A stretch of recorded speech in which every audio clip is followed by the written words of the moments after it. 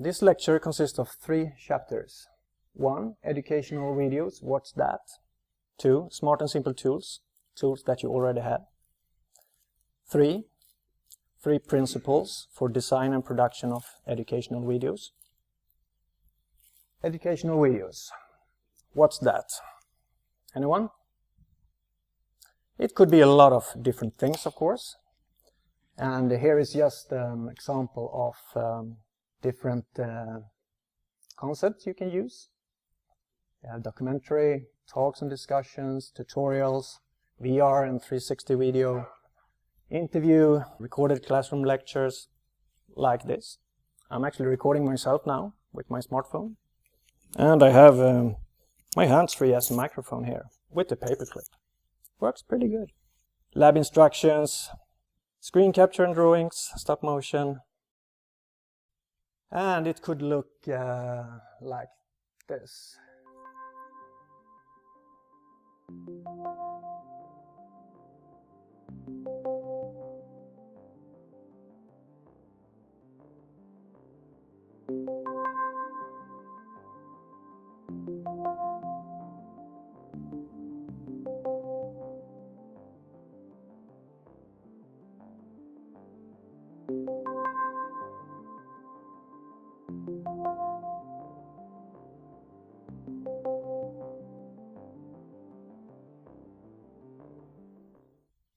Yeah, that was just a little teaser of different kind of media concepts that I've been working with.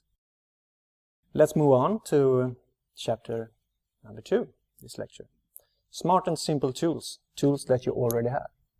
Handheld devices like smartphones or iPads and so on, and an ordinary laptop with a screen recording and video editing app is more or less all you need to produce educational videos of high quality. Of course, you can also add a couple of things to your toolbox. For example, video recording apps you can download for your smartphones that make your video camera even smarter, so you can have more control of the exposure and the focus and the audio and so on. I'm recording right now with this iPhone and I use an app called Movi Pro. Sound is really important, and it actually works with the hands-free if you have this microphone part pretty close to your mouth. I've done it several times. But of course it's a little bit messy with this paper clip and so on. And therefore you can order this professional microphone that makes the sound quality slightly better. But for me it's so nice to have this clip instead of the paper clip. So that's basically why I bought it.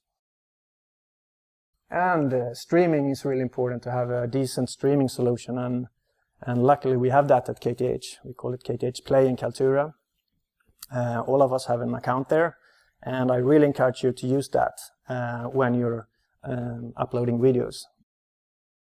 Alright, we have reached number 3 in this presentation, and it's 3 principles for design and production of educational videos. The first principle is about presentation design, the second one is about sound quality, and the third one is about video editing. Content is king is a common expression, and it might be true, but from a digital learning perspective, content must first be adapted, designed, produced, and presented properly to become a real king.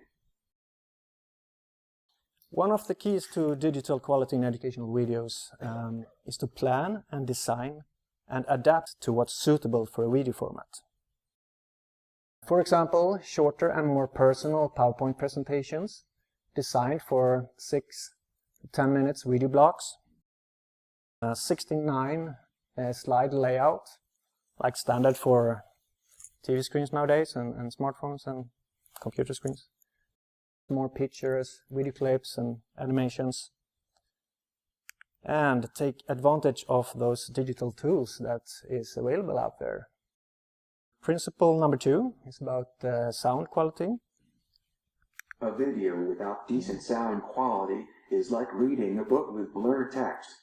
Yes, the sound quality is really crucial for educational videos. It doesn't have to be perfect, but if the students can't hear what you are saying, They will most likely disappear as fast as a Swedish summer, I would say. Especially if it's not texted. Did you know that about 1.5 million people in Sweden has difficulties to hear? Yeah, it's highly recommended to text videos, if possible. Don't use the internal mics, whatever you do, on smartphones or computers. That quality is not good enough. And therefore, I recommend to use a hands-free with a length cord. Alright, principle number 3, video editing. A video editing app is for digital learning what PowerPoint has been for classroom education. Yeah, that's how it is. In this time we are living in now, with this digital transformation, we need new tools. That's nothing strange with that. Trying to produce a video without a decent video editing app is like create a PowerPoint in a text editor. The video edit app Camtasia, it's not harder to learn than PowerPoint. I suggest you just cut your old PowerPoint into pieces digitally and create an engaging digital collage instead in the video edit. You can see your PowerPoint more like a sketch or a placeholder that you continue to work with in the video edit app.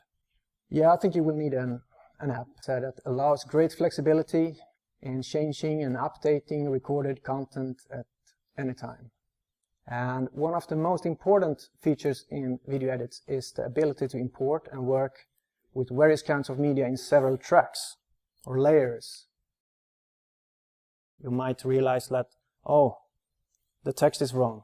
The picture is copyright protected. So what to do? Shall I screen record it again? I'm happy with my voice. No, you just stay in the video edit app and you crop away stuff that you don't want, and you just add new stuff in the video edit like text blocks, new text, and so on. It's all about presenting information and media in an engaging way at the right time. What's also great with this app Camtasia is that it has both screen recording and video editing features. So when you have made a screen recording, it will show up here in the media bin straight away. And then you can improve on the slides with new kind of material. And use drag and drop effects like zooming in on details. Let's say you have a graph and you're talking about a specific part of that graph. And then it's so easy to just drag an effect from the effect window onto the track, and then you just decide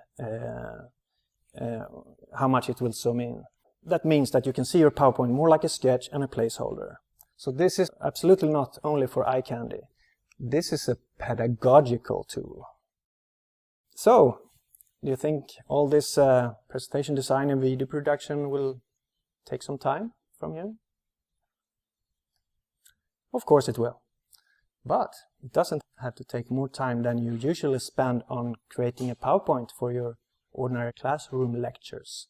I think you really must see this with the making of educational videos as a separate thing, and not as something you will get as a bonus while giving an ordinary lecture. I would like to end this presentation with some thoughts about the teacher as a producer. Some teachers might be fine producing on their own, with some minor coaching.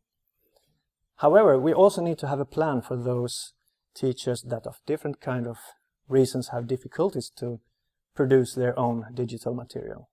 I think we need to establish a new production culture, a culture where teachers can get help from students, teacher assistants, administrators, and so on.